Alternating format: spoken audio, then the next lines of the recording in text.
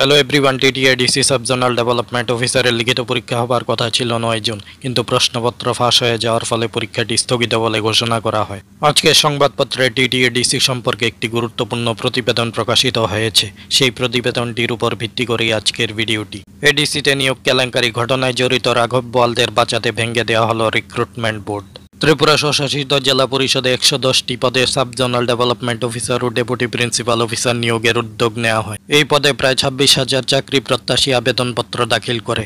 এই নিয়োগের জন্য এডিসি প্রশাসন থেকে একটি রিক্রুটমেন্ট বোর্ড গঠন করা হয় দাতা মোহন জমাতিয়াকে চেয়ারম্যান করে। এই বোর্ডের তত্ত্বাবধানে গত রবিবার এই পদে চাকরির পরীক্ষা নেবার কথা ছিল, কিন্তু শনিবারই দুর্নীতি প্রকাশ্যে এসে যায়। পরীক্ষার প্রশ্ন উত্তরপত্র ফাঁস হয়ে যায়।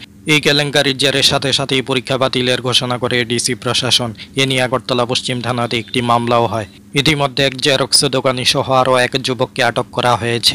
সবচেয়ে উল্লেখযোগ্য বিষয় হলো এডিসিতে নিয়োগ প্রক্রিয়ায় কেলেঙ্কারি ঘটনা প্রকাশ্যে আসতেই এডিসি প্রশাসনের চেয়ে অতি সক্রিয় হয়ে ওঠেন এডিসি শাসক তীব্রামথা দলের সুপ্রিমো প্রদ্যোৎ বিক্রম মাণিক্য দেববর্মা। তিনি ড্যামেজ কন্ট্রোলে নেমে পড়েন। এই ঘটনার জন্য থানাতে মামলার নির্দেশ দেন, রাজ্য পুলিশের মহানির্দেশকের কাছে চিঠি দেন। এরপর গত 10 জুন তিনি টুইট করে ঘোষণা করেন এই নিয়োগ প্রক্রিয়া সম্পন্ন করতে যে বোর্ড গঠন করা হয়েছে তা ভেঙে দেওয়া হয়েছে।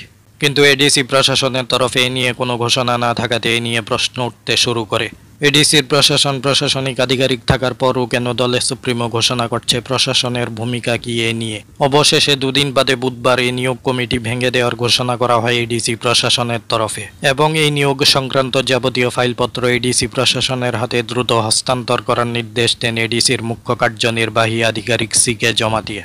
উল্লেখ্য, এই কমিটিতে চেয়ারম্যান দাতা মোহন জমাতিয়া ছাড়াও ছিলেন এডিসি প্রশাসনের অতিরিক্ত মুখ্য কার্যনির্বাহী আধিকারিক সুবল দেববর্মা, প্রশাসনিক আধিকারিক প্রদীপ দেববর্মা, অর্থ বিষয়ক কার্যনির্বাহী আধিকারিক সত্যজিৎ দেববর্মা প্রমুখরা।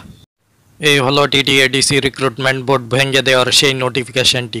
এই নোটিফিকেশনটি প্রকাশিত হয়েছে 12 জুন।